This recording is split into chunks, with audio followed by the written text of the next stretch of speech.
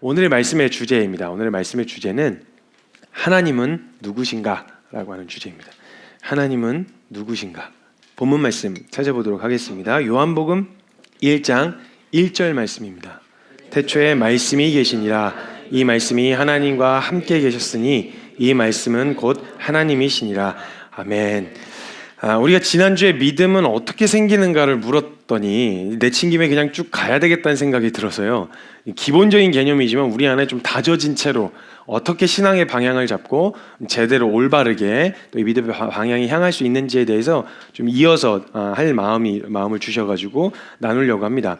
그럼 이제 어떻게 믿음이 생기는가를 물었으니 그럼 그 믿음의 대상이 되는 우리가 믿는 그리고 믿으려고 하는 그 하나님은 누구신가라고 하는 질문으로 당연히 이어질 수밖에 없겠죠. 믿는 바의 내용이 중요하다는 걸 우리가 알게 됐으니 믿음의 내용이 되시는 그 하나님은 누구신가? 여러분이 만약에 하나님은 누구십니까? 라고 하는 질문을 받는다면 여러분은 어떻게 뭐라고 대답하실 건가요? 다양한 대답들이 나올 수 있겠죠. 제가 알 수 있는 아는 초등부 때부터 들어왔었던 하나님에 관한 정보들 총동원해가지고 전능하시고 창조주이시고 뭐 신실하시고 거룩하시고 뭐 이런 얘기들을 쭉 하게 될 거라는 거죠.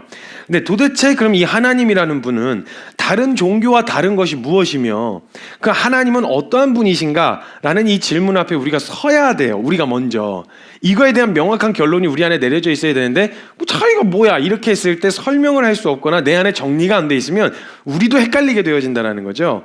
답은 일단 성경 안에 있습니다. 답은 말씀 안에 있습니다. 이건 또 결론을 찍고 가겠습니다. 하지만 성경에는요, 희한하게도 우리가 믿어야 될 하나님에 관한 정보, 믿음의 대상이 되시는 하나님에 대한 정보가 크게 많지 않아요. 어떤 형용사적인 표현, 그 앞에 붙은 수식어들이 굉장히 그냥 형용사적이거나 되게 추상적인 신실하시다. 그게 뭐예요? 그러니까 그게 정확하게 뭔데요? 신실하시다는 게 어떤 의미예요? 그러니까 굉장히 어떤 부분에서는 하나님이 주관적으로 해석되어질 위험성도 있고 이렇게 뭔가 추상적이고 이상적인 하나님이라서 뭔가 딱히 실체를 믿는 것 같은 느낌이 안 드는 거죠. 이런 느낌이 들게 되어지는 거예요. 그래서 그런 묘사는 하나님을 알기에는 너무 막연한 정보들인 거죠. 우리 수준으로 가능한 하나님은 가능하다고 하는 하나님은 이렇게 표현하셨어요. 나는 땡땡땡이다. 여기에 들어갈 수 있는 모든 단어가 다 성립이 가능하신 분이세요. 나는 빛이다. 나는 말씀이다. 나는 사랑이다. 그러니까 이 모든 게 다 가능하신 분이니까 사실 이걸 인간의 언어로 표현을 해서 어떤 실체의 하나님을 확 붙들기가 모든 게 다 가능하신 분이시니까 쉽지 않다라는 거예요. 전능하신 목자이신, 치료자이신, 심판자이신, 거룩하게 하시는 자이신, 스스로 있는 자이신, 이렇게 나는 스스로 있는 자다, 나는 목자다, 나는 심판자다, 나는 거룩한 자다, 이렇게 얘기하는 그 모든 내용들에 대해서 다 가능하신 분이세요. 이게 그러니까 이걸 우리가 뭔가 되게 막연한 거 있죠. 그러니까 뭔가 알겠어, 그러니까 갖다 붙이면 다 된다는 건 알겠는데 뭔가 되게 막연해 지금 느낌이. 그래서 뭘 믿어야 될지 모르겠어. 이런 정서도 너무 크신 분이라서 믿기가 어려운 상태가 된다는 거죠.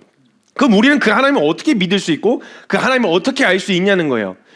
재밌는 건요, 사람은요 신을 만들어내는 아주 탁월한 능력을 가지고 있습니다. 사람은 신을 만들어내요, 자기들이. 그래서요, 자신이 유한하다는 것을 알기 때문에 늘 절대적인 존재를 갈망하고 원해요.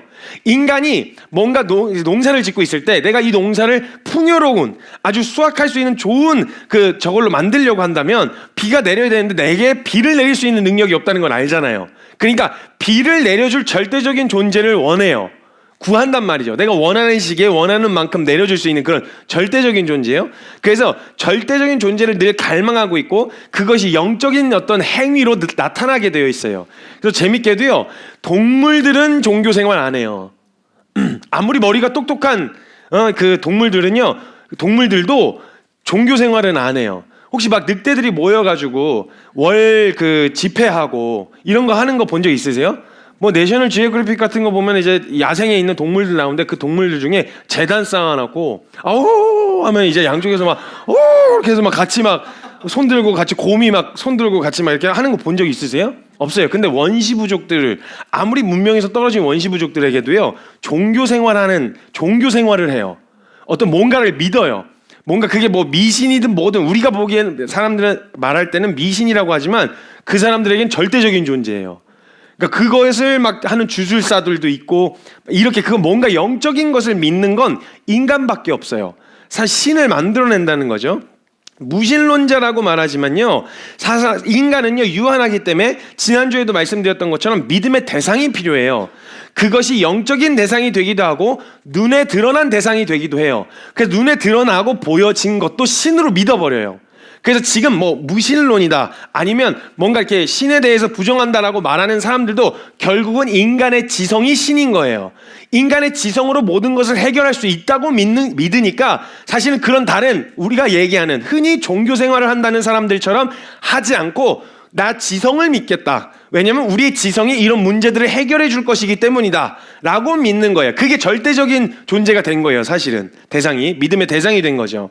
그러니까 종교 생활은 인간만 한다는 거예요. 동물은 안 해요. 동물은 그저 보이고 느껴지는 대로 본능적으로 행동하지만 인간은 상황을 판단하고 분별하려고 하며 가장 합리적인 것을 선택하려고 하고 보이지 않는 실존하는 것에 대한 인지를 할 수 있는 인격을 가진 존재예요. 사람이. 그래서 우리 앞에 닥친 상황을 스스로 해결할 수 없을 때에는 절대적인 존재의 개입을 원하고요.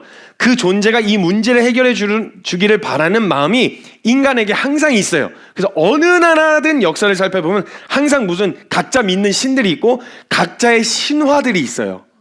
지금 현재의 상식과 이성으로서는 이해가 되지 않는 어떤 신화들, 뭐 그리스 로마 신화, 그리고 우리나라에 또 뭐가 있어요? 당군이 있잖아요. 당군. 알에서 빵 하고 나온 친구. 그걸 신화라고 이제 당군 신화 해갖고 당군의 후예들 막 이러면서 이제 우리를 설명할 때 그렇게 이야기한다는 거죠. 그러니까 모든 나라의 역사를 살펴보면 각기 믿는 신들이 존재했어요. 다 있었어요. 아까도 말씀드렸던 것처럼 지금의 무신론은 인간의 지성이 신이 된 거죠. 과학이 막 발전하고 이렇게 되어지면서 이런 것들도 이런 문제들도 해결할 수 있게 되어질 것이라고 믿게 되어지는 거죠. 모양만 다르지 무엇인가 절대적인 존재에 대한 갈망도 있고 그 절대적인 존재에 대한 경외심 또는 신념 또는 믿음을 가지고 있다라는 거예요. 우리 안에는 이미. 그럼 만약 여타 종교와 같이 기독교라는 것과 우리가 믿는 하나님이 인간의 필요에 의해 만들어진 신을 기독교라고 하는 이름 안에서 부르는 하나님이라고 부른다면 사실은 기독교는 뭐 독선적으로 이것만이 유일한 참 하나님이시다라고 말할 게 없어요. 인간의 원함과 필요에 의해서 각자 신을 만들어내거든요. 근데 우리도 동일하게 우리가 하나님을 믿는다고 말은 하지만 사실은 내 원함과 내 필요 때문에 하나님을 믿었던 거라면 다른 신들과 별반 다를 게 없고요. 그런 관점으로 따졌을 때 되게 효력이 없는 하나님 그 신 중에 하나예요. 되게 안 들어주시는 신 중에 하나예요. 차라리 다른 데가 훨씬 더 잘 들어줘요. 용하다는 데가 훨씬 더 많아요. 하나님 그런 쪽에서는 별로 전문 영역이 아니세요. 우리가 만약에 내 원함을 해결해주고 내 필요를 해결해주고 내 문제를 해결해주는 그런 신을 찾았던 거라면 기독교는 사실 잘 안 어울려요. 그리고 독선적이게 막 그분만이 참 하나님이시다 이렇게 말할 것도 없어요. 왜냐하면 다른 신을 믿는데도 잘 되는 사람 많거든요. 그러니까 사실 하나님만이 참 신이다 이렇게 주장하는 것도 우리 사는 거 보면 뭐 그냥 우리가 막 하나님 믿었다 그러면 막 잘 나가고 막 돈 많이 벌고 막 영향력 팍 행사하고 뭐 이렇게 하면 야 하나님 믿었더니 이렇게 됐어 이러면 뭔가 이렇게 할 말이 있잖아요. 근데 우리가 자꾸 주눅 들고 위축되는 게 뭐예요? 자꾸 왜 위축이 돼요? 하나님 믿는다고 말하는데 뭔가 하나님 좀 이렇게 좀 잘 나가게 좀 해주시면 내가 하나님 자랑도 하고 하나님도 좋고 윈윈 얼마나 좋아 이런 정서인데 하나님은 뭔가 약간 그래서 우리 안에도 약간 제대로 믿는다 그러면 정서가 하나님을 제대로 믿는다 그러면 뭔가 되게 꼬질꼬질하고 약간 느낌이 뭔가 배 고파야 되고 뭔가 고생해야 되는 것 같고 그래서 온팡 믿는 걸 또 무서워하는 이유가 그것 때문이에요. 그러니까 하나님은 그냥 다른 예를 들면 돼지 머리 올려다 놓고 하는 거랑 돼지 머리 올려다 놓고 제단에서 하는 거랑 만약에 동기가 믿는 동기가 내 원함과 필요 때문이었다면 돼지 머리 올려놓은 거랑 십자가 꽂아놓고 하는 거랑 아무런 다를 게 없다라니까요. 그리고 효력으로 따졌을 때는 이거 별로 효력이 없어요. 그런 관점으로 봤을 때는. 그럼 도대체 왜 그런 신이 아닌데 왜 유일한 하나님이라고 자꾸 강조하고 왜 유일하신 하나님이라고 이렇게 다른 종교에 대해서 되게 배척하고 독선적인 것 같아 보이는 이런 모습들을 기독교에서 보이냐는 거예요. 기독교에서 말하는 하나님은 도대체 뭐가 다른 것이고 왜 다른 여타의 종교를 인정하지 않으며 이단에 대해서 굉장히 예민하고, 물론 다른 종교도 파가 나뉘어져 있고 교단이 나눠져 있어서요, 믿는 바에 대한 내용이 좀 달라서 서로 상호간에 막 이단이라고 해요. 이슬람도 수니파 시아파 나눠져 있고 이래요. 그래서 그렇게 나눠져 있긴 한데 이단에 굉장히 예민하고 독선적이고 이기적이다라고 하는 비난을 들어가면서도 오직 하나님을, 오직 한 분 하나님을 믿고 또 그것을 전하려고 하냐는 거예요. 절에서는 안 하잖아요, 전도를 잘. 잘 안 하잖아요. 나와서 하면서 이거 이제 믿으라고 이렇게 하는 거 별로 못 보셨잖아요. 항상 나와 있는 거 보면 기독교에서 파생된 이단들 아니면 교회, 이렇게가 거의 대부분 나와서 전도를 하고 있어요. 물론 이제 도를 하십니다도 있어요. 도를 하십니다도. 왜 그렇게 자꾸 욕을 먹어가면서도 그렇게 하냐는 거죠. 그러니까 하나님이라고 불리우는 것도요, 사실 우리나라에서만 하나님 이렇게 부르지, 뭐 이제 서양권, 그러니까 영어를 쓰는 영어권에서는 God이라고 하잖아요. God. 그리고 이슬람에서 부르는 불리우는 알라 있잖아요. 알라가 사실은 이슬람에서는 우리 개신교가 믿는 하나님하고 같은 하나님이라고 생각하고 있어요. 같은, 출처가 같다 이렇게 생각을 하고 있어요. 사실은 그분들은. 근데 우리가 부르는 하나님과 같다고 생각하는데 단지 부르는 이름과 역사적인 출신만을 보고 같은 하나님이라고 보기에는 어려워요. 개신교는 아니라고 이야기하고 있어요. 그냥 아니다, 같은 하나님이 아니다 이렇게 얘기를 하고 있단 말이죠. 왜냐하면 사람은 아까 말씀드렸던 것처럼 자신이 만들어낸 하나님이 있을 수도 있기 때문에 그래요. 말은 같은데 다른 하나님일 수 있어요. 진짜 무서운 우상숭배, 제일 구별하기가 어려운 우상숭배가 뭐냐면 기독교라고 하는 포장은 되어 있는데 내가 만들어낸 하나님을 믿는 사람. 이게 정말 성경에서 그렇게 하시겠다고 약속하신 적이 없는데 자기 혼자 그런 하나님은 이런 식 분일 거라고 굳게 믿고 그렇게 믿다가 희한한 건 혼자 실망해요. 아니 난 그렇게 해주겠다고 한 적이 없다니까. 아니 하나님은 이렇게 해줘야 되는 거 아니냐고. 다른 신들은 왜 다 그렇게 해주는데 왜 하나님 안 해주냐고, 해달라고. 그래갖고 돈을 빌리고 나서 어려움을 겪을 때 돈을 빌릴 때는 안 물어봤잖아요. 하나님한테 돈 빌려도 되냐고. 근데 빌려오고 나서 상황이 어려워지는데 왜 안 도와주냐고 원망은 또 하나님한테 원망을 해요. 그러면 물었어야지, 진작에 빌리기 전에. 그래야 책임도 져주지. 근데 빌릴 때는 안 묻다가 어려워지고 나니까 하나님한테 왜 날 사랑하시면 이러실 수 있냐고. 사랑을 확인하다가 그다 다음에 나중에는 이제 생사 확인한다니까요. 사랑하시냐고 그러다가 살아는 계시냐고. 뭐 이런 식으로 막 생사 확인하고 막 이래요. 사람이 아주 웃겨요. 아니 하라고 하신 적도 없고 그렇게 해주겠다고 한 적도 없는데 자기 혼자 그렇게 믿어놓고 자기 혼자 실망하고 하나님 없다 이거야. 막 하나님은 어디 살아 계시냐고. 나 이런 상황이었는데 이렇게 안 도와주셨다고. 아니 내가 너한테 그런 약속을 한 적이 없다니까. 내가 그런 거 해주겠다고 한 적이 없다니까. 그러니까 제일 무서운 게 교회 안에서도 내가 만들어낸 하나님을 믿는 이 믿음이 정말 위험해요. 이게 진짜 무서운 이단이에요. 사실 까놓고 이단은 별로 무섭지도 않아요. 대놓고 이단이니까. 흔들리지도 않잖아요, 여러분. 내용이 뭔지 몰라도 일단 신천지 이러면 막 기분 이상하잖아요. 일단 거부감 들고요. 사실 위험하진 않은데 같은 하나님이라고 부르고 있고 같은 교회 안에서 교단은 정통 교단인데 문제는 그 안에서 내가 만들어낸 하나님을 믿고 있는 게 정말 위험하다는 거예요, 사실은. 따지고 보면. 그러니까 사람은 각기 자기가 만들어낸 하나님이 있을 수도 있기 때문에 같은 하나님이라고 보기는 어려운데, 그럼 어떤 사람에게는 선악단 나무도 하나님이 될 수 있는 거예요. 내 원하는 것만 들어주면 절대적인 존재가 될 수 있는 거죠. 나무 앞에다 이게 물 떠다 놓고 이렇게 하는, 봉양하듯이 이렇게 막 하면은 자식 잘 낳고요. 간증 많은 나무들 많다 그러잖아요, 옛날에. 거기 가서 했더니 아들 낳았다. 막 딸만 계속 낳던 사람이 아들 낳았다. 옛날에는 또 나만 이렇게 남자를 이렇게 선호하던 그때에는 막 그렇다. 이런 뭐 간증들. 그 되게 대단한 간증들이 많아요. 그러니까 기독교보다 훨씬 더 많은 간증들이 사실 다른 종교에도 많이 있어요.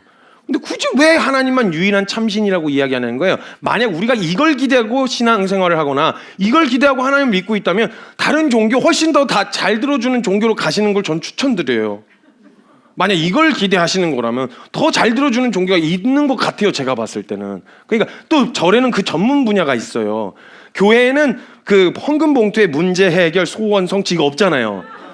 근데 절에는 있어요. 코너가 따로 있어요. 문제 해결, 소원, 성취 이렇게 따로 있으니까 사실 그런 걸 기대하면 그쪽이 더 전문일 수도 있어요. 기독교는 사실 그런 교회라고 말하는 데서 이야기하는 성경 안에서는 그런 얘기를 한 적이 거의 없어요, 사실은. 때문에 우리가 그런 하나님을 원했을 뿐이지 하나님은 그걸 들어주시겠다고 하신 약속을 안 했어요. 그리고 필요하시면 정말 이 사람에게 필요하면 주신다고 하셨지만 이것이 이 사람에게 독이 되면 이게 좋아도 주지 않으셨단 말이죠. 이 사람에게 정말 필요한 거, 원하는 게 아니라 필요한 것을 주시려고 하신 분이시지 원하는 걸 들어주시는 그런 신이 아니었단 말이에요. 하나님은.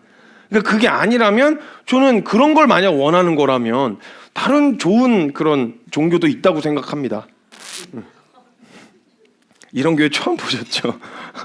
저도 지금 해놓고 이래도 되나 싶은 생각이 좀 들어요. 나무도 하나님이 될 수 있고요. 별도, 하늘도, 구름도 하나님이 될 수 있어요. 이런 식이라면. 힌두교는요, 모든 것이 신이에요. 뭐 얘기로 하기로는 그냥 최근에 찾아보기로는 뭐 3억 3천만 개라고 얘기하는데 전문가들은 또 3억 3천만 개라고 얘기할 수가 없대요. 계속 생겨나고 사라지고 있거든요. 그래서 그냥 너 신해라. 그러면 전등신인 거야, 이건. 너 이거 신해라. 그러면 이거 탁자 신인 거예요. 그냥 다 신이에요. 모두 그냥 다 갖다 붙이면 그냥 다 신인 거예요. 신발도 신이고 머리도 신이고 쥐도 신이고 고양이도 신이고 다 신이에요. 그냥 거기는 그냥 모든 게 다 신이다. 그러니까 신이 없다는 말이겠죠, 사실은. 따지고 말하면.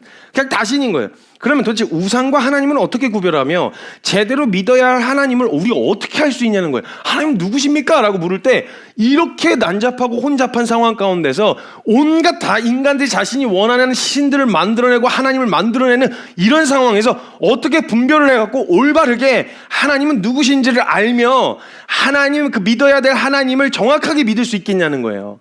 진짜 어려운 거죠. 일단 가장 큰 문제가 뭐냐면요, 우리는 우리 스스로 하나님이 어떠한 분이신가를 알 수 없을 뿐만 아니라 일단 알 수 있다 그러면 그건 신이 아니에요. 내가 만들어냈다는 거, 내가 측량이 가능한 정도면 그게 신이겠어요? 내가 측정할 수 있고 내가 다 이해할 수 있는 정도면 그 인간 수준이지 그게 무슨 신이에요. 일단 진짜 신이라면 인간의 수준으로는 이해할 수도 다 수용할 수도 납득할 수도 없는 존재인 거예요. 그러니까 일단 기본 전제가 뭐냐면 내 지성으로선, 내 힘으로서는 스스로 하나님을 어떤 분이신가 알 수가 없다라는 게 일단 가장 큰 문제가 있어요. 우리의 지식으로도 다 담을 수도 없고 인간의 언어로도 표현할 수가 없으신 분이라는 건 분명하죠. 만약에 진짜 제대로 하나님이시라면, 참신이라면 일단 이게 담을 수가 없는 거예요. 그렇다면 도대체 어떻게 이슬람의 알라와 기독교의 하나님을 구별할 수 있으며 각자 신을 믿는 목적이 맞다면, 종교 같다면 종교다원주의에서 말하는 인간의 종교성에서 비롯된 우리가 만들어낸 하나님이 아니라 실존하신 하나님을 제대로 믿을 수 있겠냐는 거예요. 그러니까 우리가 이런 목적으로 기독교를 대하니까 다원주의가 가능한 거예요. 종교다원이. 왜냐면 같은 목적이잖아요. 너도 종교성을 가지고 네 필요와 원함을 따라서 알라를 섬기는 거고 나도 그렇게 하나님을 섬기는 거고 동기와 목적이 같으니까 사실은 우리 다 같은 신을 섬기는 거다. 이름만 다를 뿐 결국 그렇게 다른 코스로 가다가 보면 정상에 가면 결국은 만난다. 이런 식의 해석으로 모든 종교는 다 같다. 그러니까 화합하는 게 가능하다. 근데 희한하게 아니라고 막 주장은 하는데 그래서 뭐가 다른데? 이렇게 얘기하면 사실 설명하기가 어려운 거예요. 뭐가 다른 거예요 도대체? 뭐가 틀린데 뭘 믿고 있는데 이렇게 하면 설명하기도 어렵고 내 안에 그런 확신도 없다라는 거죠. 어떻게 실존하시는 하나님을 제대로 믿을 수 있냐는 거죠. 계속해서 표현하는 것은요, 한 분이시다. 오직이라고 하는 하나님 앞에 수식어가 오직 한 분, 오직 다른 외에는, 하나님 외에는 다른 신이 없다. 계속 이게 성경에서 강조되고 반복되거든요. 그러니까 오직이라고 하는 그 하나님을 어떻게 알 수 있냐고. 그러니까 오직이라고 하는 그분을 어떻게 제대로 믿을 수 있냐는 거예요. 오직 한 분, 즉 다른 대체할 만한 것도 헷갈릴 것도 없는 그런 존재이시라는 거예요. 하나님은. 그런 분을 우리가 어떻게 구별할 수 있으며 하나님은 누구시며 무엇이 다른 것이며 우리가 믿어야 할 올바른 믿음의 대상으로서 하나님을 믿을 수 있겠냐는 거죠. 이것이 우리에게 가장 어려운 일인 걸 주님도 알고 계셨어요. 우리 스스로서 하나님을 찾아서 믿을 수 있지 않다는 걸 알고 계셨죠. 그래서 우리가 믿어야 할 오직 한 분 하나님을 명확하게 우리에게 드러내 주시려고 헷갈리지도 않고 분명하고 정확하게 저와 여러분에게 나타내 보여주시려고 드러내신 것이 있어요. 드러내시려고 우리에게 나타내 보일 목적 자체가 저와 여러분에게 가르쳐 주시고 알려주시기 위한 목적으로 하나님이 어떠한 분이신지 그렇게 해서 보여주신 걸 보면 그 하나님을 알 수 있게 되어진다는 얘기겠네요. 그렇죠? 그럼 하나님을 알되 우리가 만들어내는 하나님이 아니라 정확하게 우리에게 절대적인 존재이신 오직 한 분이신 그 하나님을 자신을 드러내신 방법이 있습니다. 우리에게. 그건 다른 게 아니고요. 자신을 우리에게 나타내 보여주시기 위해서 보내신 분을 보면 알아요.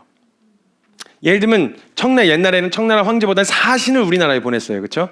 근데 그 청나라 황제가 직접 오지 않고 사신을 보낼 때는 이 사신을 통해서 청나라의 황제와 그 부와 그 엄청난 영광, 이게 어떠한 것인지를 그 사신을 통해서 이렇게 드러냈단 말이죠. 우리나라에 이게 보이지 않는데, 그 대상이 보이지 않는데, 그러니까 나를 대신하여 보내서 직접 가까이 나아올 수도, 직접 볼 수도, 들을 수도 없는 우리에게 자신을 나타내 보여주시기 위해서 보내주신 자를 보면 하나님을 알 수 있다는 거예요.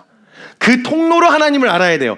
그것을 거치지 않고 하나님을 알 수 있는 방법은 없어요. 그래서 예수님이 나로 말미암지 않고는 아버지께로 나아갈 자가 없다. 알 수도 없다. 제대로 믿을 수도 없다. 나를 통해야만 한다. 그래서 하나님이 보내신 분을 제대로 믿어야, 하나님이 보내신 분을 제대로 알아야, 그래야 하나님을 제대로 믿을 수가 있어요. 무엇이 다른지를 알 수 있게 되어진다는 거예요.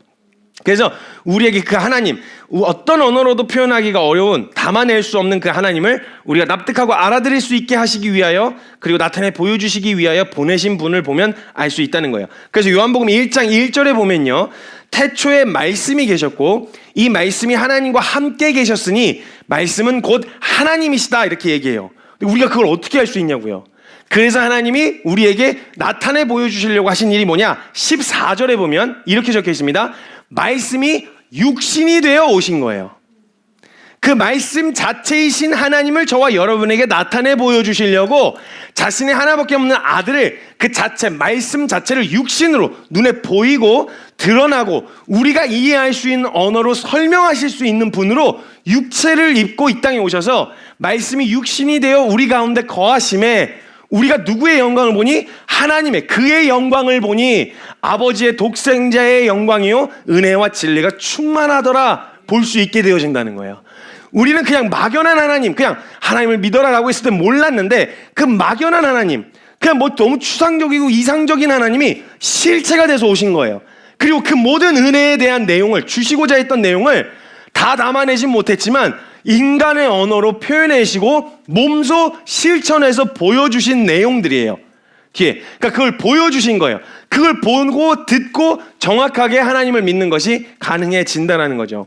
말씀이신 하나님을 육신이 되어 오셔서 우리에게 나타내신 분이 바로 예수님이시라는 거예요.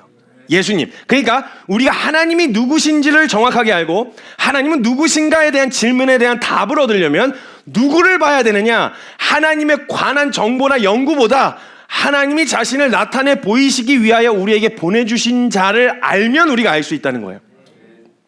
그분이 바로 예수님이시라는 거예요. 이것이 또 문제가 되는 게 뭐냐면요, 하나님이 우리에게 드러내시기 위하여 보내신 분을 보면 알게 되어지는데, 이게 또 큰 문제 앞에 또 문제가 되는데, 뭐냐면 죄다 이놈이고 저놈이고 잡놈이고 다 지가 하나님이 보낸 자래요. 이놈 저놈 잡놈 다 지가 메시아고 지가 하나님으로부터 보냄을 받은 자라 이러니까 이것도 헷갈리는 거예요. 솔직히 너무 모든 이단들이 주장하는 게 뭐예요? 지가 다 하나님이 보내신 자라는 거잖아요. 신천지 이만희도 그러잖아요. 지가 보혜사라 그러잖아요. 구원자라고 이야기한단 말이에요. 자기가 메시아고 자기가 그리스도고 구원자라는 얘기죠. 이런 미친 인간들이 많다는 걸 또 주님이 너무 잘 아셨어요. 그냥 덜렁 하나님, 내가 예수님이 오셔가지고 내가 하나님이 보내신 자야 라고 하면 사람들이 야, 진짜? 그거 한 20년 전에 먼저 왔었는데 어떤 애가 하나님 보내신 자라고? 그러면 걔가 진짜야? 네가 진짜야? 이러면 내가 진짜야? 목소리 크다고 될 수 있는 부분이 아니잖아 이게. 이렇게 헷갈릴 걸 주님도 아셨어요. 그래서 예수님을 보내시기 전에 이미 예언과 선지자들의 글과 역사적인 모든 내용들, 약속들과 이것들로 내가 보낼 자는 이런 조건들을 충족할 거야 라고 하는 예언과 약속들을 구약 성경에다 박아 놓으셨어요. 이걸 증거로 분별해라, 이거예요.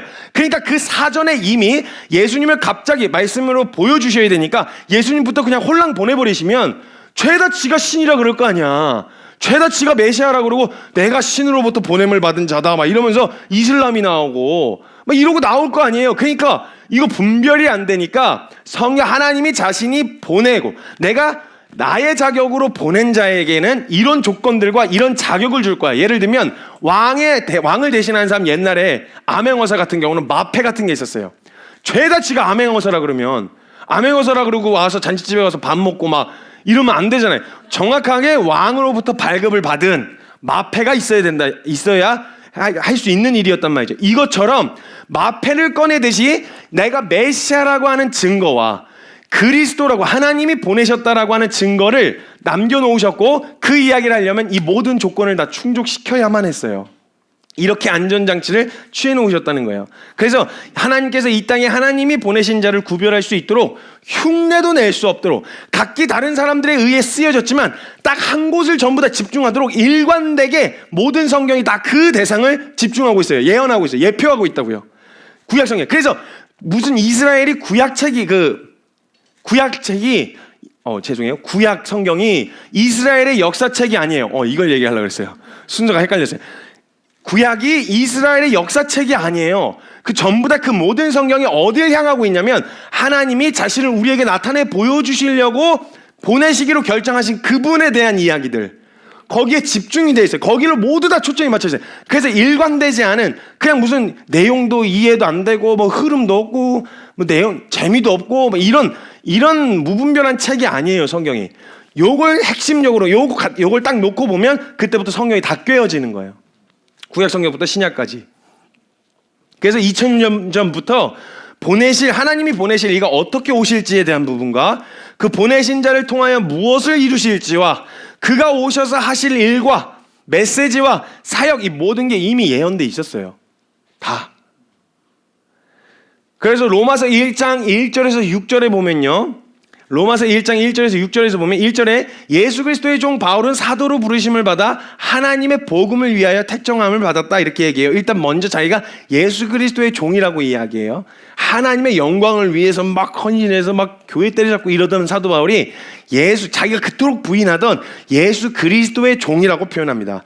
예수 그리스도의 종으로 부르심을 받은 사도 바울이 복음을 위하여 택정함을 위하는데, 이 복음은 하나님이 선지자들을 통하여 그의 아들에 관하여 성경에 이미 약속하신 거예요. 이미 해놓으셨던 것들이에요. 사도 바울이 율법, 즉 구약에 관련된 내용이 아주 정통한 사람이었어요. 그 내용에 대해서 그냥 아들 예수라고 하는 대상이 없이 꿰어지지 않은 채 성경을 봤을 때에는 그냥 거기에 온통 보이지 않던 것들이 예수 그리스도다, 예수님이다라고 하는 이것으로 구약을 읽어보니까 이게 다 꿰어지는 거예요. 그리고 이거구나. 그래서 예수 그리스도의 종이라고 얘기하면서 이 복음, 자신이 이야기하는 이 복음은 하나님이 선지자들을 통해서 그 아들에 관하여 성경에 미리 약속한 거라 얘기해요. 그의 아들에 관하여 말하면 육신으로는 다윗의 혈통에서 나셨고 성결의 영으로는 죽은 자들 가운데서 부활하사 능력으로 하나님의 아들로 선포되셨으니 곧 우리 주 예수 그리스도시니라. 그로 말미암아 우리가 은혜와 사도의 직분을 받아 그의 이름을 위하여 모든 이방인 중에서 믿어 순종하게 하나니 너희도 그들 중에서 예수 그리스도의 것으로 부르심을 받은 자니라, 이렇게 적혀 있어요. 하나님의 종이라고 스스로 이야기하지 않고 그가 보내신 이의 종이라고 이야기해요. 그리고 정확하게 믿어야 할 대상이신 분은 무엇으로 정확하게 분별하고 믿을 수 있냐면 하나님께서 보내신 일을 믿는 자를 믿는 것으로서 정확하게 하나님을 알 수 있고 믿을 수 있다는 거예요. 그래서 예수님께서 계속 하셨던 말씀이 뭐냐면, 너희가 믿는 분이 보내신, 너희가 지금 믿는다고 말하는 그 하나님이 보내신 자야. 내가 그분의 메시지를 가지고, 내가 그분이 할 뜻과 그분이 하실 일을 가지고 내가 하러 왔다니까. 그분이 보내신 자야. 나를 봐야 제대로 하나님을 알 수 있어. 그래서 내가 그분으로 맡은 자격이 있는 선지자의 모든 예언과 약속을 다 성취하고 충족시켰어. 그걸 다 이루고 온 거야. 나를 봐야 제대로 하나님을 알 수 있어. 제대로 믿을 수 있고, 그렇지 않으면 다른 이방 잡신들하고 믿음과 다를 게 하나도 없어. 나를 봐야 돼. 날 정확하게 봐야 돼. 그래서 성경의 신약 내내는 예수님에 관한 이야기로 가득해요. 이렇게 해야만 제대로 알 수 있으니까. 그래서 예수님이 계속 얘기하시는 걸 보세요. 예수님이 하신 말씀이에요. 마태복음 10장 40절에 너희를 영접하는 자는 나를 영접하는 것이요 나를 영접하는 자는 나를 보내신 이를 영접하는 것이다. 자, 요한복음 12장 45절 제가 띄워드릴게요. 여기 찾지 마시고 보시면 되겠습니다. 말씀 구절이 많아서요. 나를 보는 자는 나를 보내신 자를 보는 것이다. 예수님이 하신 말씀이에요. 자, 그 다음에 12장 44절에 제가 먼저 했어야 되는데, 예수께서 외쳐 이르시되 나를 믿는 자는 나를 믿는 것이 아니요 날 보내신 이를 믿는 것이다. 요한복음 14장 1절에 너희는 마음에 근심하지 말라, 하나님 이를 믿으니 또 나를 믿으라. 전혀 다르지 않다는 거예요. 하나님을 제대로 보려면 지금 너희 눈앞에 있는 드러난 빼곡히 기록된 하나님에 관한 정보는 많지 않은데 예수 그리스도에 대한 내용이 가득한 이 내용들, 그분을 통해서 이제 영혼 가운데서 계속 하나님을 알아가면 되는 거고, 제일 중요한 건 그 하나님 앞에 서려면, 제대로 믿으려면 이걸 먼저 선제되어 있지 않고는 하나님 제대로 믿을 수 없다는 거예요. 뭐에 집중해라? 먼저는 보내신 이를 제대로 알아야 돼요. 그 보내신 이에 대한 기록은 빼곡히 기록되어 있어요. 성경 내내 모든 66권의 내용이 다 보내신 자에 대한 내용이에요. 하나님 보내신 자에 대한 내용. 왜냐하면 다른 이단들은요, 하나님이 보내셨다고 해놓고 지가 하고 싶은 것을 하고요, 자신의 원함과 정욕을 채워요. 그리스도라고 하는 애들이. 희한해요. 보내심을 받았으면 보내신 분의 뜻에 맞게 행동해야 될 거 아니에요. 근데 지 뜻대로 해요. 지 원함대로 하고 지 배때기 채워요. 그거 제가 제 이만희가 싫어요. 저는 제 이만희 싫어요. 아주 그러니까 뭐 부유하게 살아서 그런 게 아니라 애들 청년들 그 다 해가지고 다 애들 막 완전히 그냥 거기 둘러빠져갖고 정신 하나도 못 차리게 만들어 놓고 지는 배때기 불려가면서 돼지같이 말 타고 댕기고 막 이래요. 이 정신 나간 놈이. 회개하길 바라는데 전 그 책임을 꼭 지길 바라는 마음이 있어요. 너무 화가 나요. 이게 지 배때기 채우느라고 청년 애들 다 현혹시켜가지고 거기 둘러빠져가지고 그러고 만들어 놨으니 너무너무 화가 난다 이거예요. 저는 일단 자신의 원함과 정욕을 채워요. 말은 그럴듯한데 결국 들여다보면 자신의 원함과 정욕을 채우는 거예요. 이단의 끝은 그래요. 끝이 다르다는 거죠. 근데 하나님께서 보내시는 분은요, 정확하게 하나님 뜻을 이루는 것 외에는 다른 목적이 없으셨어요. 자기가 이 땅에서 뭔가를 더 편안하게 누린다든지 자신의 이익과 만족을 위해서 뭘 한다든지 이런 거 없으셨어요. 오직 자신을 보내신 분의 뜻을 이루는 것 외에는 다른 사역이 없으셨다는 거예요. 정확하게 하나님의 뜻을 이루려고 할 것이기 때문에 보내신 이가 하는 것은, 보내심을 받은 이가 하는 것은 사역, 일, 그리고 메시지, 이 모든 것이 하나님을 드러낼 것이고요, 자신이 아니라 하나님을 드러내게 될 것이고 하나님을 나타낼 것이고 하나님의 뜻이 드러날 것이란 말이에요. 그래서 예수님은 자기의 사역을 하시고도 사람들이 몰려왔을 때 뭘 하셨냐? 하나님의 메시지와 하나님의 뜻과 하나님을 드러내셨어요. 난 나를 드러내는 게 아니라 나를 보내신 이의 뜻대로 하는 거다. 내 뜻대로 하는 게 아니다. 그래서 주님이 계속 하셨던 말씀도 그 얘기였던 거예요. 절대 하나님이 보내신 자는요, 자신의 뜻이나 자신이 하고 싶은 대로 현재 닥쳐진 상황적인 문제를 해결하려고 하지 않으세요. 딱 일단 그 시기에 왔으니 그 시기에 시대적 문제들이 보일 거 아니에요. 일단 메시아라니까, 구원자라니까 그런 문제들을 일단 해결해 줘야겠다 싶어서 그것 막 해결하고 돌아다니, 이렇게 목적도 방향성도 없이 그냥 막 눈에 닥치는 대로 해결하지 않아요. 왜냐면 뜻을 가지고 오신 거기 때문에. 그래서 그때 시대적인 상황을 많이 해결해 주시진 않았다라는 거예요.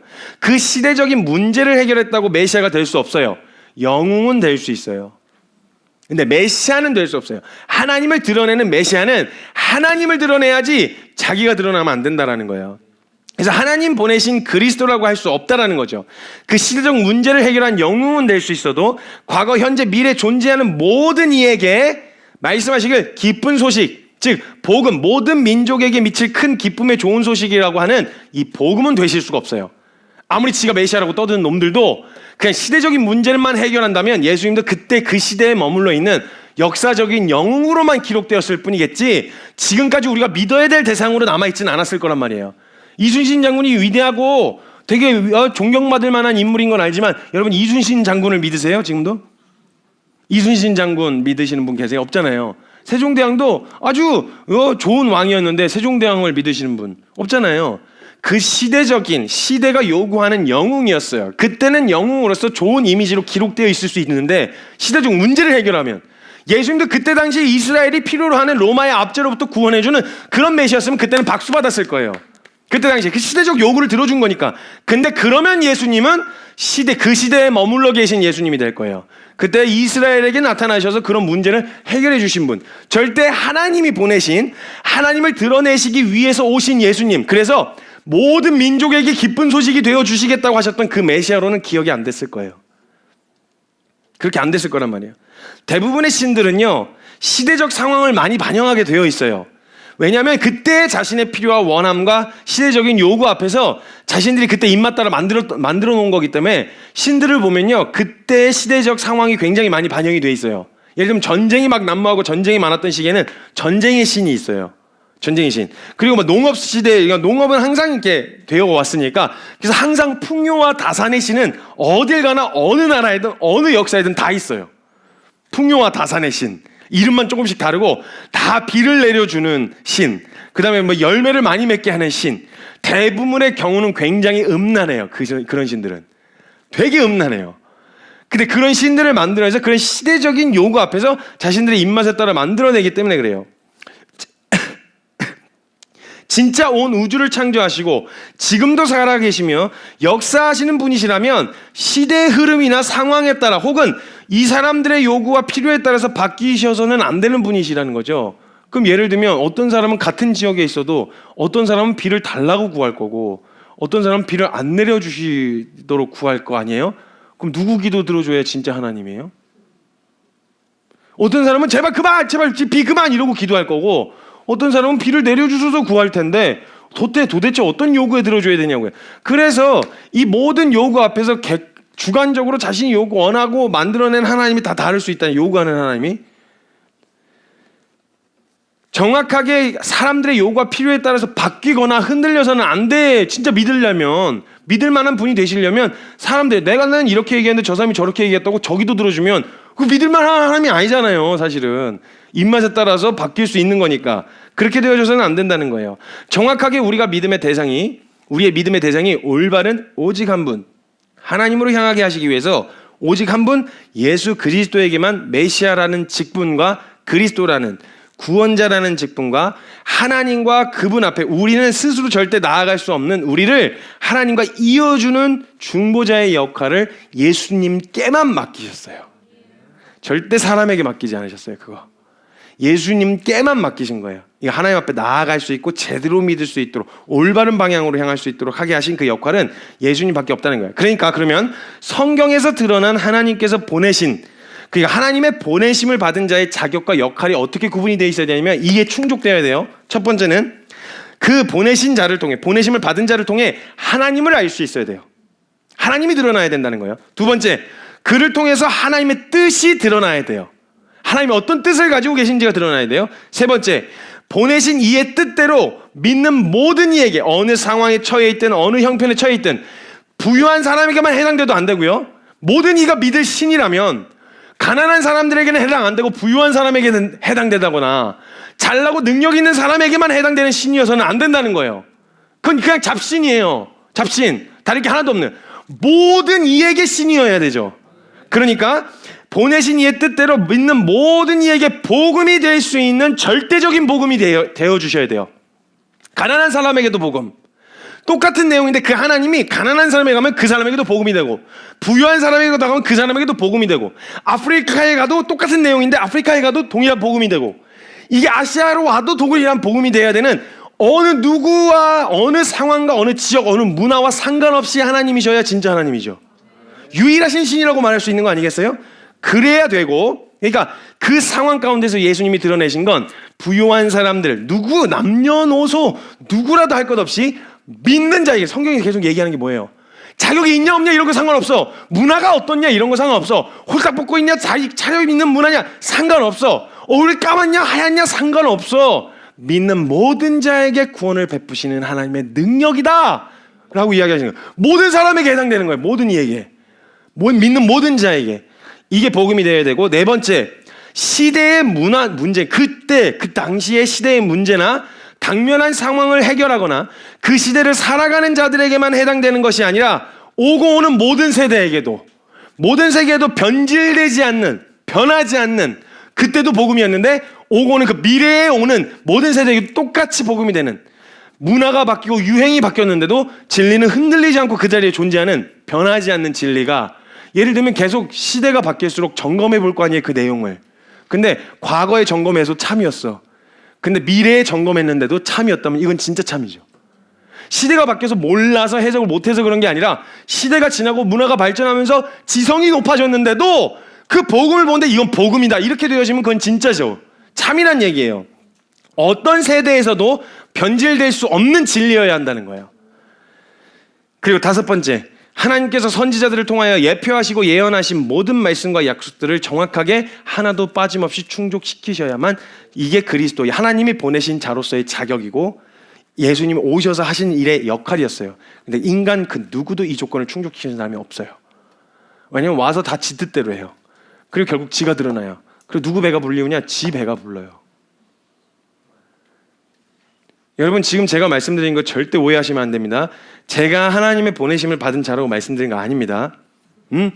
저는 그 보내심을 받은 예수 그리스도를 드러내고 그분의 종입니다. 예수 그리스도의 종이지 제가 메시아다, 제 말씀을 믿지 이 얘기하는 거 아닙니다. 이것도 이렇게 얘기하다 보면 막 제가 막 비판하고 깐다. 그래서 그러니까 결국 네가 그런 네만 올바른 메시지를 전하는 선지자고 뭐 이런 거 아니냐 이렇게 생각하는 사람이 있어서 그래요. 실제로 그렇게 보려고 그러면 또 마음 그냥 만들 수 있거든요. 이 조건을 정확하게 충족시키는 대상이어야 돼요. 이 조건을 충족시킬 수 있는 유일한 분이 예수님밖에 없어요. 그래서 그 이후에 추가적으로 메시아를 안 보내셨어요. 이분으로 충분하셨고 이분으로 이루신 거면 지금까지도 전혀 문제될 거 없이 완전하고 완벽하게 다 이루셨거든요. 조건, 하나님을 알 수 있어야 돼요. 그분을 통해서 하나님 뜻이 드러나야 돼요. 그리고 믿는 모든 이에게 복음이 될 수 있어야 돼요. 시대의 영향을 받아서는 안 돼요. 진리여야 돼요. 어느 때나 어느 관점으로 봐도 진리여야 되고 참이어야 돼요. 그리고 하나님께서 이미 약속하시고 그를 보내시기로 약속하신 모든 내용들을 전부 다 충족시키는 대상이어야 돼요. 그래서 하나님께서 보내신 자이신 예수님은 오셔서 절대 자신의 뜻대로 혹은 자신의 원함대로 동정심대로 사역을 하지 않으셨어요. 눈에 보이는 대로 하시는 게 아니라 하나님의 영광이 드러나고 하나님의 일이 드러나야 하며 하나님을 알게끔 하시기 위한 표적들은 보이셨지 남발하지 않으셨어요. 기적을. 근데 그 몇 번 보여주신 기적 때문에 하나님 떡을 주실 수 있는 하나님, 병을 고쳐주실 수 있는 하나님, 그래서 병 고치는 하나님을 자꾸 만들어내는 거예요. 목적은 하나님이 오셔서 예수님을 통해서 이루고자 하셨던 것은 병 고쳐주거나 문제 해결해주거나 상황 해결해주겠다. 그럼 여러분 이게 증거잖아요. 제 말이 참이라는 게 이게 증거잖아요. 여러분 예수님 믿었는데 우리 잘 믿는 분들도 계신데 어떻게 경제적으로 다 괜찮으세요? 상황에 어떤 어려움이나 문제가 없으세요? 사건 사고 없으셨어요?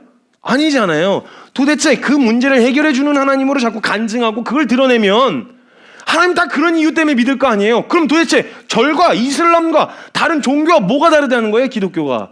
그럼 참신이라고 말할 게 아니라니까요. 그렇게 되면. 근데 우리가 참신이라고 말할 거면 그분이 정확하게 이루고자 하신 뜻이 무엇인지 알아야 되고 우리가 믿는 대상이신 하나님이 어떤 분이신지 우리가 알 수 있어야 된단 말이에요. 그분을 알 수 있는 유일한 길이 예수님을 정확하게 아는 길밖에 없다고요. 그분의 뜻을 드러내신 분이 예수님밖에 없단 말이에요. 절대 시대적인 문제를 해결하려고 하지 않으셨고요. 상황에 휘둘리지도 않으셨고 약속하시고 예언하셨던 대로 사역을 이어나가셨어요. 그때 당시에 이스라엘의 가장 큰 문제가 뭐였는 줄 아세요? 로마의 압제였어요. 자신들의 정체성이 흔들릴 수 있는 위험성 앞에 놓여 있었다고요.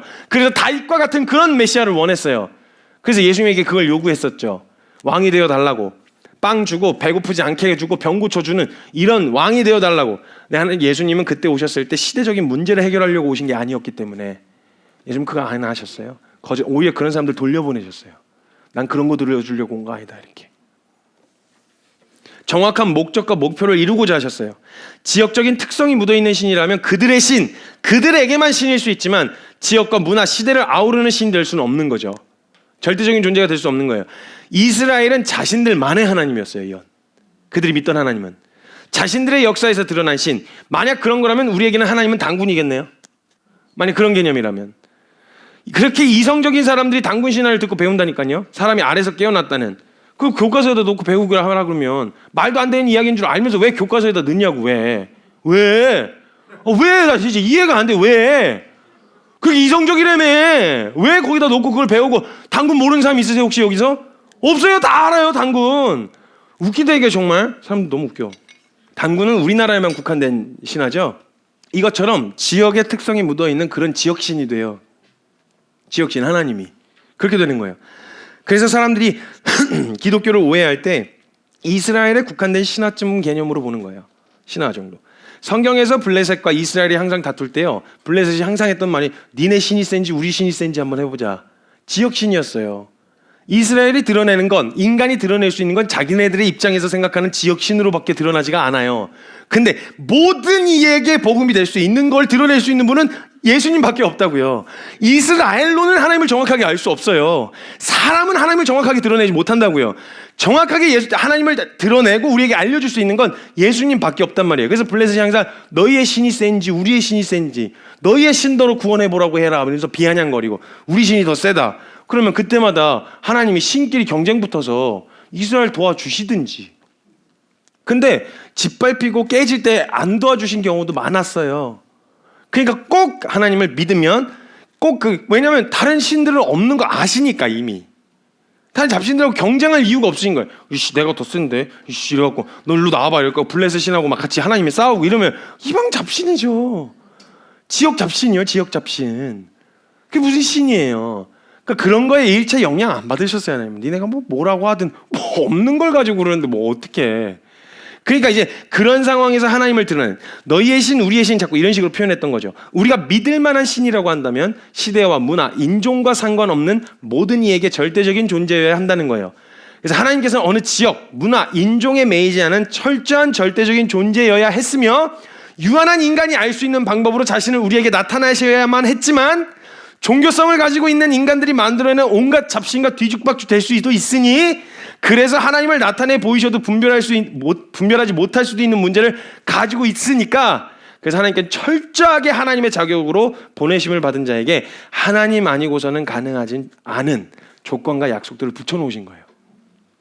성령으로 잉태되는 것부터 시작해서 모든 것. 이걸 신화라고 믿는다 그러면 뭐 어쩔 수 없는데 이 모든 내용들 종교성을 가지고 있는 인간들이 안에서 헷갈리지 않도록 정확하게 그 하나님으로부터 부여받은 자격이 아니고서는 이룰 수 없는 삶의 여정을 이어가시면서 하나님을 드러내시고 하나님의 뜻을 드러내셨다는 거예요. 그래서 그 조건과 약속 그리고 예언들로 메시아를 우리에게 보내셨고 이 모든 것이 충족되어야만 특정 누구만의 구원자나 이스라엘만의 메시아에서는 안 되는 모든 만물을 창조하신 하나님을 그분을 제대로 믿기만 하면 인종, 문화, 시대 상관없이 동일하게 하나님께서 주시는 선물을 누릴 수 있는 자가 되어지는 모든 이에게 하나님이 되실 수 있는 그런 길을 마련해 놓으신 거예요. 그래서 그 자격으로 오신 예수님은 오셔서 자신이 마음에 드는 사람, 자신이 원하는 사역을 하지 않으시고 철저하게 약속하셨던 모든 약속과 선지자들의 예언들을 하나하나 전부 다 이루시는 사역을 하셨어요.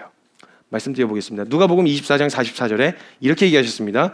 또 이르시되 내가 너희와 함께 있을 때에 너희에게 말한 바 곧 모세의 율법, 모세 오경 말하는 거예요. 창세기, 출애굽기, 레위기, 민수기, 신명기, 그 다음에 선지자의 글과 선지서들 쭉 내내 이야기하는 것과 시편 아가, 그 다음에 이제 잠언 전도서 얘기한 내용들. 보통은 시편이라고 하면 다윗이 쓴 시부터 시작해서 이렇게 기록된 내용들이거든요. 시가서라고 표현할 때는 보통 우리가 이해하는 시가서, 요즘 말로 이야기하는 시가서는 시편, 잠언, 전도서, 아가 이렇게 해서 표현을 하는데 시편에 누구를 기록해서? 예수님을 기록해서 나를 가리켜 기록된 모든 것이 이루어져야 하리라 한 말이 이것이다 라고 하시면서 정확하게 모든 구약의 예언들을 정확하게 충족시키기 시작하셨어요. 모세의 글도 나를 예표하고 있는 거고 선지자의 글도 나를 이야기하는 거고 시편의 이야기도 나를 이야기하는 거야. 하나님을 드러낼 나, 너희에게 직접 보여줄 나를 드러내는 거야. 예수 그리스도에 대한 이야기를 예언하고 있는 거야. 이 예언과 약속이 충족되어야만 메시아라고 할 수 있으니까 이건 예수님을 드러내신다 이 말이 아니에요. 그분이 그리스도인지의 자격을 약속으로 충족시켰다 이 말씀을 드리는 거예요. 그리고 자신의 원함대로 하고 싶은 걸 하지 않으시고 정확하게 보내신 분이 이루고자 하시는 일을 이 땅에서 우리에게 나타내셨어요. 요한복음 4장 34절에 이렇게 얘기합니다. 이거 제가 지금 지어낸 거 아니라 성경에 다 있는 얘기입니다. 4장 34절 말씀에 이렇게 적혀 있습니다. 예수께서 이르시되 띄워주세요. 예수께서 이르시되 나의 양식은 나를 보내신 이의 뜻을 행하며 그의 일을 온전히 이루는 이것이니라. 내 사역이 그거다요. 요한복음 5장 30절입니다. 내가 아무것도 스스로 할 수 없노라. 없나요? 성경? 아무것도 스스로 할 수 없노라. 난 듣는 대로 심판하노니 나는 나의 뜻대로 하려 하지 않고 나를 보내신 이의 뜻대로 하려 함으로 내 심판은 의로우니라. 요한복음 6장 38절입니다. 내가 하늘에서 내려온 것은 내 뜻을 행하려 함이 아니요 나를 보내신 이의 뜻을 행하려 함이라. 예수님이 계속 내내 하신 얘기예요. 한 장 건너가기 무섭게 계속 하셨던 얘기는 난 절대 이사여 내 뜻 이루려고 온 거 아니야. 내 배 채우려고 온 거 아니야? 너희에게 하나님을 정확하게 보여주려고 온 거야, 난. 그러면서 요한복음 6장 39절에서 40절, 나를 보내신 이의 뜻은, 내가 뭘 하려고 하냐면 내게 주신 자 중에서 하나도 잃어버리지 아니하고 마지막 날에 다시 살리는 이것이니라. 내 아버지의 뜻은 아들을 보고 믿는 자마다 영생을 얻는 이것이니 마지막 날에 내가 이를 다시 살리리라 하시니라. 요한복음 7장 16절, 예수께서 대답하여 이르시되 내 교훈은 내 것이 아니요 나를 보내신 이의 것이다. 12장 49절, 내가 자의로 말한 것이 아니요 나를 보내신 아버지께서 내가 말할 것과 이를 것을 친히 명령하여 주셨으니. 요한복음 14장 24절, 나를 사랑하지 아니하는 자는 내 말을 지키지 아니하나니 너희가 듣는 말은 내 말이 아니요 나를 보내신 아버지의 말씀이니라. 예수님 오셔서 자기 뜻대로 얘기 하나도 안 하셨어요. 하나님이 어떤 뜻을 가지고 계신지를 우리에게 알려주셨어요. 하나님 이런 마음이죠. 하나님 이걸 지금 너희한테 가르쳐주고 싶으신 거야. 이걸 계속 알려주셨다는 거예요. 보내심을 받은 자가 보내신 분의 뜻대로 행하시니, 그리고 그분의 선지자들 통하여 예언하신 모든 것을 이루시니 그를 통하여 뭘 할 수 있게 되어지냐? 하나님을 알 수 있게 되어진다는 거예요. 하나님을 볼 수 있게 되어진다는 거예요. 하나님이 누구신지를 알게 되어진다는 거죠. 보내신 이를 통하여 하나님을 알게 되어지는 거예요. 그러면 하나님이 누구신가에 대한 답을 누가 가지고 있느냐? 역사적으로 예언되었으며 역사적으로 증명되었고 하나님께서 보내신 자격을 가지고 있는 유일하신 예수 그리스도를 알게 되어지면 하나님을 알 수 있다라는 거예요. 그래서 성경의 전반적인 모든 이야기가 하나님이 어떠한 분이신지는 앞으로 평생 영원 가운데서 알아갈 일이고, 그분 앞에 일단 앞으로 나아가야 되니까, 믿어야 하니까 가장 먼저 우리에게 드러내 주신 게 예수님이었어요. 그래서 성경의 대부분의 내용이 다 예수님에 대한 내용이에요. 그러니까 우리가 믿어야 할 하나님은 누구신가라는 질문에 답을 얻으려면 그 답을 해주실 수 있는, 그 답을 가지고 계신 분 앞에 나아가야 되죠. 누구냐? 예수 그리스도이시라는 거예요. 그리고 성경을 보면 온통 예수 그리스도에 대한 이야기로 가득하다는 걸 볼 수 있을 거예요. 살아 실존하시는 하나님께서 우리가 우리 스스로 하나님을 찾아갈 수도 없고 알 수도 없고 찾는다고 하여도 나아갈 수가 없으며, 존재적인 문제 때문에 모두가 자신이 믿는 것이 진리라고 말하는 이 혼탁한 세상 한복판에서 정확하게 믿어야 할 하나님을 알 수 없기 때문에 하나님께서는 하나님께서 부여하신 자격을 갖춘 한 분 그리스도를 우리에게 육체로, 말씀이 육신이 되어 오시게 하셨고 나타내 보이셨고, 그분을 통해서 하나님의 실존과 하나님의 뜻과 저와 여러분을 향하신 하나님의 계획과 어떠한 관계를 원하시는지에 대하여 그분을 통해 우리에게 드러내 보여주셨다는 거예요. 스스로 하나님 앞에 나아갈 수 없는 우리에게 나아갈 길이 되어주셨고, 어떻게 살아야 하는지 생명이 되어주셨고, 무엇이 옳은지에 대한 진리가 되어주신 것이 바로 하나님께서 보내신 예수님이시라는 거예요. 그분을 믿는 것이 바로 하나님을 믿는 것이며, 그분을 아는 것이 바로 하나님을 아는 것이라는 거예요. 그래서 성경 가득히 예수 그리스도에 대한 이야기로 담아놓으신 그 예수님을 알아가고, 성경을 읽어내려갈 때 내 필요와 원함을 목적으로 나 어떻게 해요? 어디로 가? 이게 아니라 예수님을 알고자 하는 소망으로 말씀을 붙들어 읽어내려가기 시작하면 그 예수님을 보게 되어지면 곧바로 하나님을 알게 되어지고 보게 되어지고, 그분을 알게 되어지는 것이 곧 하나님을 보게 되어지는 것과 같다라는 거예요. 그렇게 보면은 성경은 하나님은 어떤 분이신가에 대한 정보가 가득해요. 왜냐하면 그분을 보내신 분을 통해서 드러내신 거니까. 일단 하나님 자체가 누구신가라고 하는 이 질문에 답을 해주시려면 하늘의 언어로도 부족하고요, 담을 수가 없어요. 못 알아들어요. 그래서 말씀이 육신이 되어 오신 분을 통해서 인간의 언어로 자신을 나타내 보여주시고 우리를 향한 뜻이 무엇인지를 보여주셨다라는 거예요. 가장 정확한 건 뭐냐? 예수님을 제대로 알아야 하나님을 정확하게 믿을 수 있어요.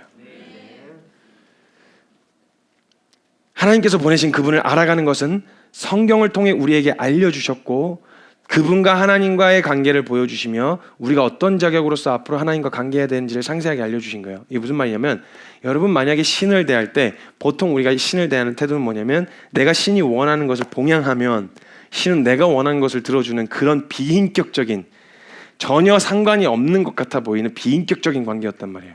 하나님은 다음 시간에도 나눌 거지만 인격적으로 하나님을 만나는 게 무슨 말인가요? 이걸 다룰 거예요. 인격적으로 만난다는 말은 무슨 말인가요? 근데 저와 여러분이 하나님을 너무 하나님은 저와 여러분을 인격적으로 대하고 계신데 저와 여러분이 하나님을 인격적으로 대하고 있지 않아요. 잡신처럼 취급하고 있는 거예요. 필요한 것만 들어줘요. 그리고 평상시엔 개입하지 마세요. 꺼져, 들어가, 불편해. 부담스럽다고. 필요한 것만 들어주고 가세요. 사라지세요. 근데 하나님이 성경에서 저와 여러분을 묘사하실 때 어떻게 표현하셨어요? 아들이다. 친구다. 인격적인 관계였거든요. 근데 우리에게 있어 하나님은 어떤 하나님이시죠? 내 필요와 원함을 들어주는 거? 그게 어떻게 인격적인 관계예요? 인격적으로 만나는 게 뭔지 모르겠다는 말은 내가 하나님을 인격적으로 대하는 법을 모른다는 거예요. 하나님은 우리를 인격적으로 대하셨는데 내가 하나님을 제대로 인격으로 만나서 인격적으로 대하는 거 우리가 준비 안 된 거예요. 하나님은 준비가 되셨는데 저와 여러분 인격적으로 대한다는 말은 어렵지 않아요. 여러분 사람한테 이렇게 안 하잖아요. 손 오른손 오른발 이렇게 안 하잖아요. 이건 개한테 하는 거잖아요. 개한테 하듯이 사람한테 안 한다고요. 사람하고 벌써 인격적인 교제를 시작하려고 하면 이 사람과 눈을 맞추고 시간을 맞춰서 만나서 교제를 나누고 대화를 하려고 하잖아요. 이게 목적이잖아요. 관계의 목적. 근데 그냥 신에 불과한 내 원한과 필요를 들어줄 신처럼 취급하고 있으니까 인격적인 교제가 안 되죠. 인격적인 만남이 안 되죠.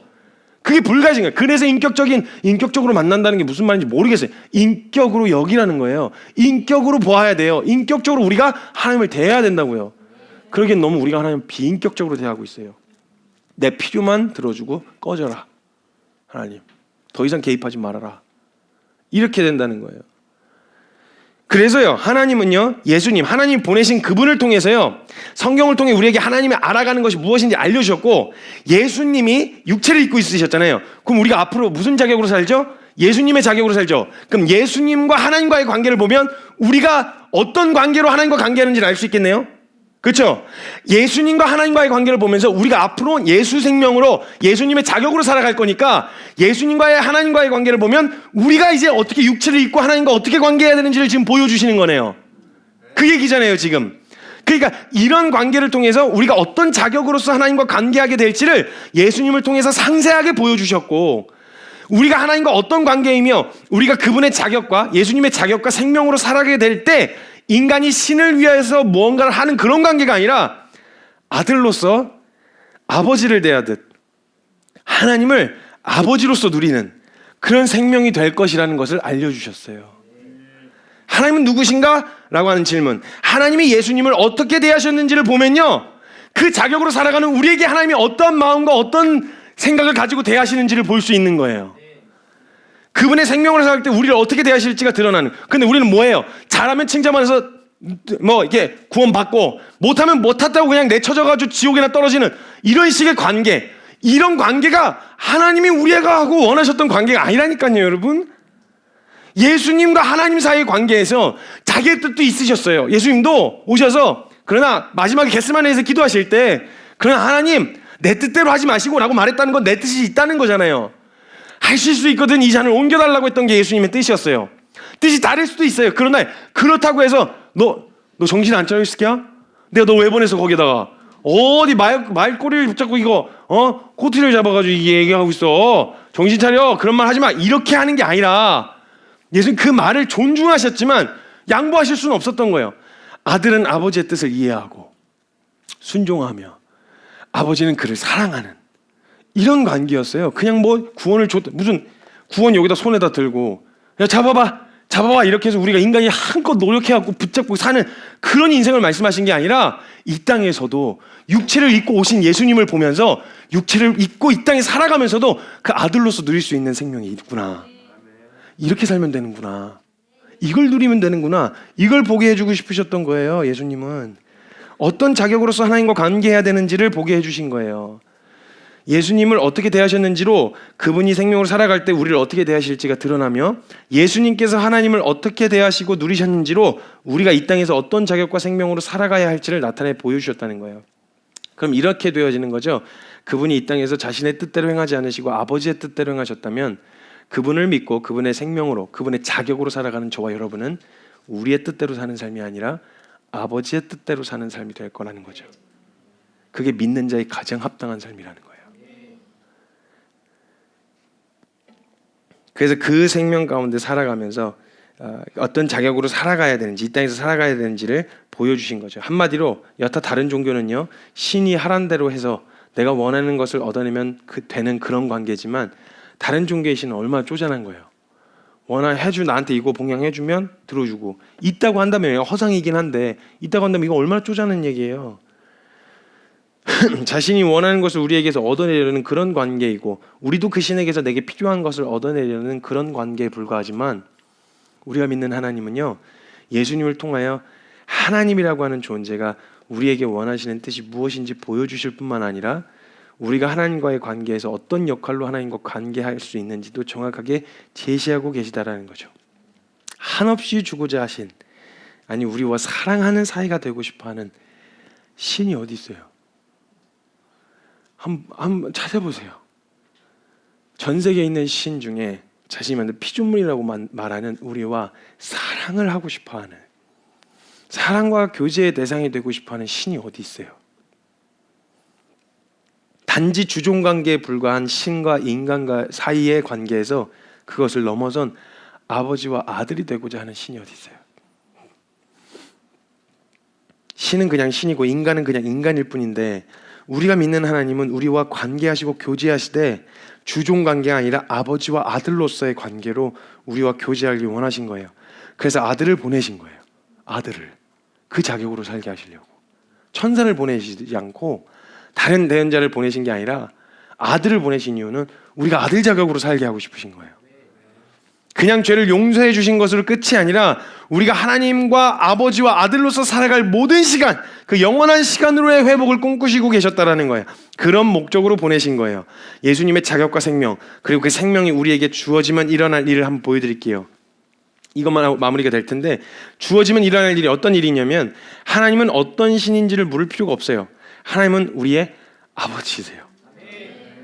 우리가 성경 가득 드러난 예수님을 알아가고 믿을수록 인간이 신을 알아가는 것이 아니라 아들이 아버지를 알아가는 은혜가 임할 거예요. 자녀가 아버지를 알아가는 은혜가 그 안에 거하는, 아버지 안에 거하는 은혜를 누리게 될 거라는 거예요. 보여드릴게요. 예수님이 이 자신이 오셔서 하신 일을 통해 뭘 하기를 원하셨는지. 요한복음 17장 18절에서 26절입니다. 보여드릴게요. 아버지께서 나를 세상에 보내신 것 같이 나도 그들을 세상에 보내었다. 이게 마지막 기도이시거든요. 십자가 지시기 전에. 또 그들을 위하여 내가 나를 거룩하게 하오니 이는 그들도 진리로 거룩함을 얻게 하려 함이니이다. 거룩하게 하신 이유가 뭔데요? 내가 비옵는 것은 이 사람들만이 위함이 아니요 또 그들의 말로 말미암아 나를 믿는 사람들도 위함이니, 아버지여, 아버지께서 내 안에, 내가 아버지 안에 있는 것 같이 그들도 다 하나가 되어 우리 안에 있게 하사 세상으로 아버지께서 나를 보내신 것을 믿게 하옵소서. 내게 주신 영광을 내가 그들에게 주었사오니 이는 우리가 하나가 된 것 같이 그들도 하나가 되게 하려니이다. 곧 내가 그들 안에 있고 아버지께서 내 안에 계시어 그들로 온전함을 이루어 하나가 되게 하려 함은 아버지께서 나를 보내신 것과 또 나를 사랑하신 같이. 뭘 드러내셨냐면, 하나님과 예수님의 관계를 통해서 우리가 어떤 걸 누리게 될지를 보여주시는 거예요.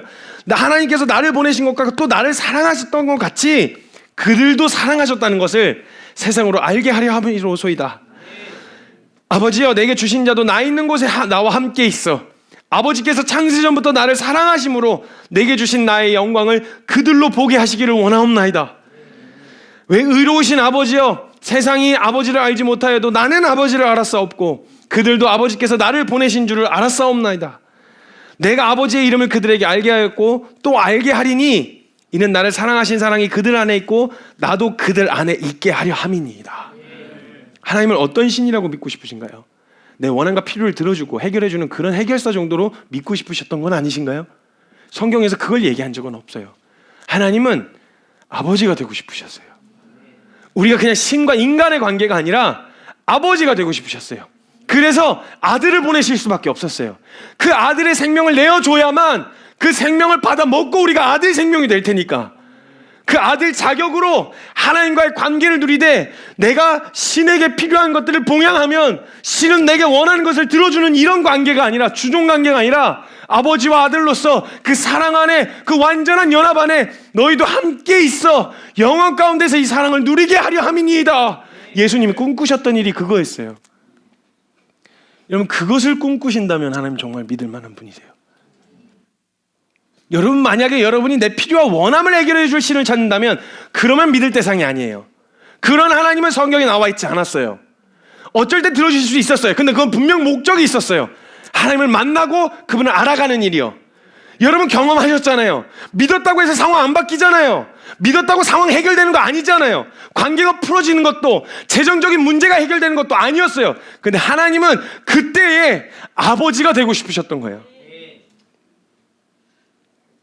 이걸 원하셨던 거예요. 하나님은 우리 아버지세요. 현재 만약 여러분의 아버지의 이미지가 좋지 않아요? 그렇다면 하나님이 아들 예수님을 어떻게 대하셨는지를 보시면 돼요.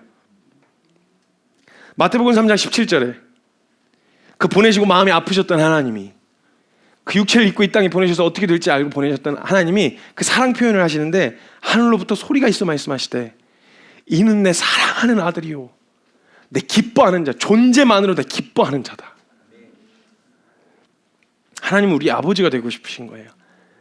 여러분, 그런 마음으로 하나님을 알아가려고 하나님은 누구신가를 물어야 답을 얻을 수 있어요. 그냥 일반적인 신을 대하듯이 내 필요와 원함을 들어줄 수 있는 하나님, 그런 분이야?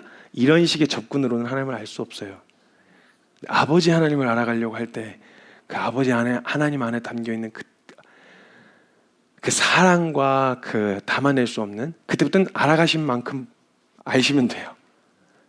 방향을 잘 잡으셔야 된다는 거예요. 하나님께서는 우리 스스로도 하나님을 알 수도 없고 찾을 수도 없으며 하나님 앞에 나아갈 수 없다는 걸 알고 계셔서, 그래서 우리가 하나님 앞에 나아갈 수 있을 뿐만 아니라 인간이 절대적인 존재 앞에 서는 그런 관계가 아니라 아들이 아버지를 찾듯 찾을 수 있게 하셨어요. 아들의 생명으로 하나님께 나아갈 수 있게 하신 거죠. 그래서 예수님이 요한복음 14장 6절에 예수께서 이르시되 내가 곧 길이요 진리요 생명이니 나로 말미암지 않고는 아버지께로 올 자가 없느니라 말씀하십니다. 그래서 예수님은 너희가 만약 하나님을 알고 믿는다, 누구신지를 알려고 한다, 다른 게 아니야, 나를 알아야 돼. 요한복음 8장 42절에 예수께서 이르시되 하나님이 너희 아버지였으면 너희가 나를 사랑하였으리니 이는 내가 하나님께로부터 나와서 왔음이라. 난 스스로 온 것이 아니요 아버지께서 나를 보내신 것이라. 하나님께서 보내신 분을 봐야 하나님을 알 수 있어요. 그분을 통해 우리가 하나님과의 관계는 어떤 관계이며 이 땅에서 하나님을 믿는 삶을 어떠한 삶으로 살아가는 것인지를 예수님 증명된 내용으로 통해 알 수 있다는 거예요. 인간이 학문과 지식으로 하나님을 한껏 표현해 본들 얼마나 표현할 수 있겠어요, 여러분? 그분의 아들을 알고 믿음으로 인해서 그 아들의 생명으로 직접 누려보세요. 그 누구시냐는 질문에 저의 답은 예수 그리스도를 아는 것이 그분을 아는 것이다라고 말할 거예요. 그분의 아들 생명으로 하나님을 알아가기, 올바른 방향으로 하나님 알고자 해서 알아가기 시작하면요, 저와 여러분이 이제 직접 경험하실 일만 남았습니다. 근데 여러분이 체험을 못하시거나 경험을 못하신다, 그건 아마도 이 다른 잡신들에게 구하는 것처럼 그 하나님을 대하고 있었기 때문은 아니었을까요? 아버지가 되고 싶으셨던 그 하나님 앞에 아들로서 아버지 하나님으로 나아간다면 아버지 하나님이 어떠한 분이신지 저와 여러분에게 풀어 알려주실 거예요. 경험시켜 주실 거예요. 잠깐 같이 기도합시다.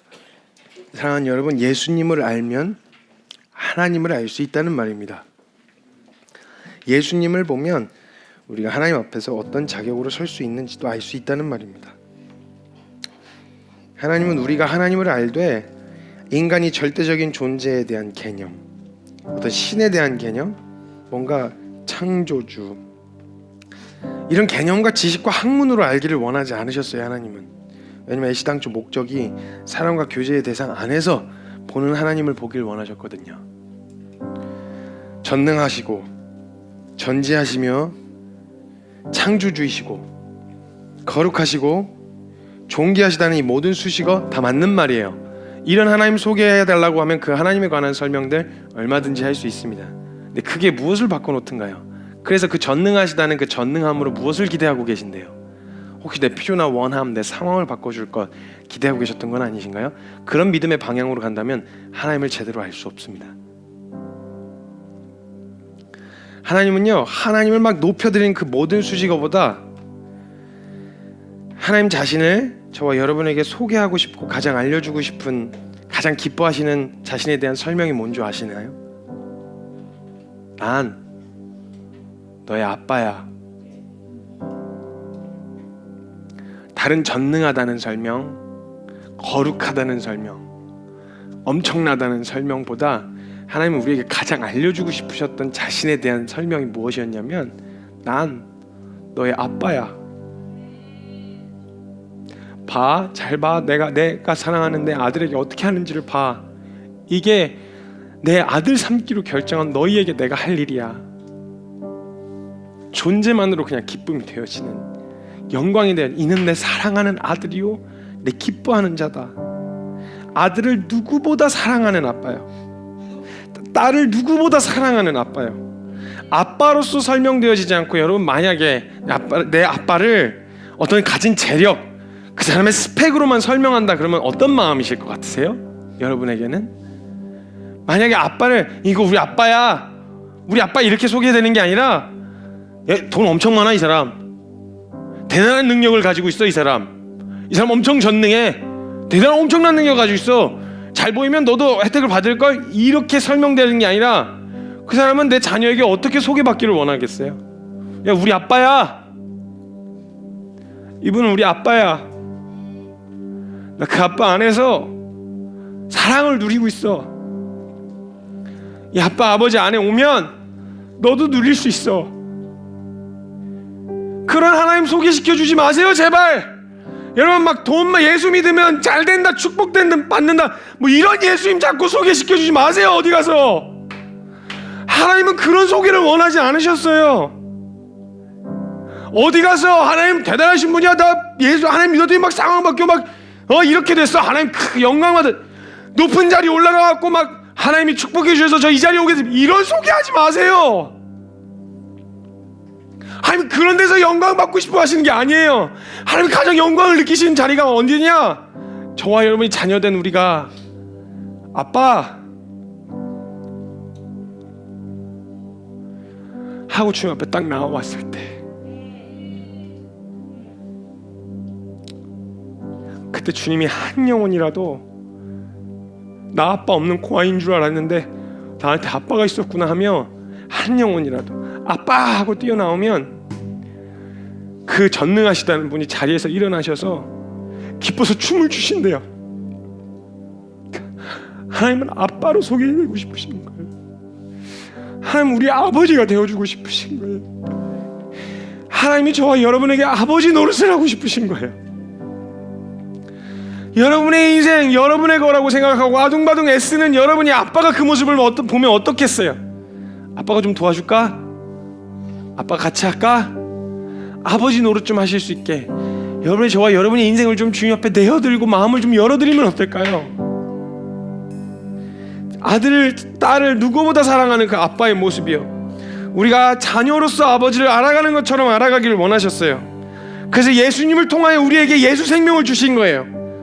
그분을 믿는 자마다 자녀가 되는 권세를 주셨으니, 하나님이 자신의 아들을 아낌없이 내어주시니까 다른 어떤 것, 아들 외에 다른 것을 그냥 기꺼이 내어주시지 않겠느냐? 다른 거 걱정하지 말고 너가 한 가지 누릴 건 하나님을 아버지로. 여러분 혹시 신앙생활 하시면서 내가 구원 받을 수도 있고 받지 않을 수도 있고 뭔가 그 하나님한테 잘 보여야 되는 그런, 혹시 그런 먼 이상에 있는 하나님으로 대하고 계시진 않으셨나요?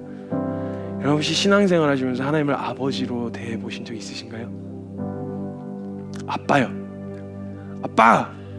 그래서 속상하면 아빠 나 오늘 되게 속상했어요, 나 너무 힘들었어요 오늘, 나 진짜.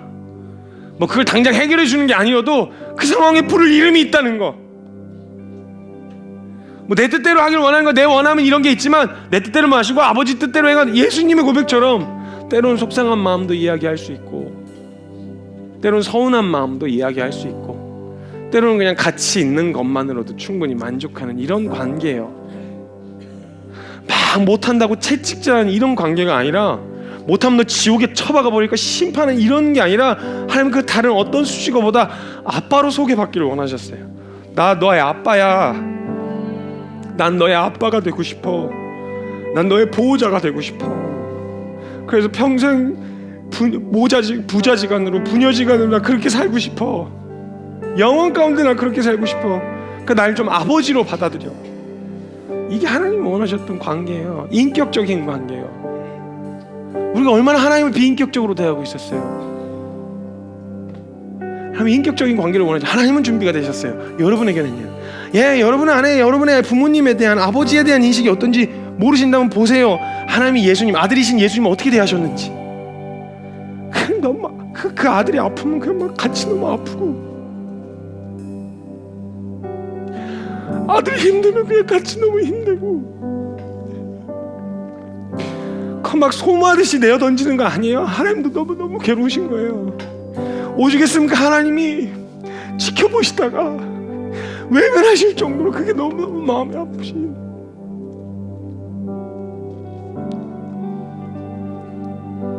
그런 관계예요. 아버지 하나님이요. 사랑하는 여러분, 오늘은 그 아버지 하나님을 만나시는 시간이 되셨으면 좋겠어요.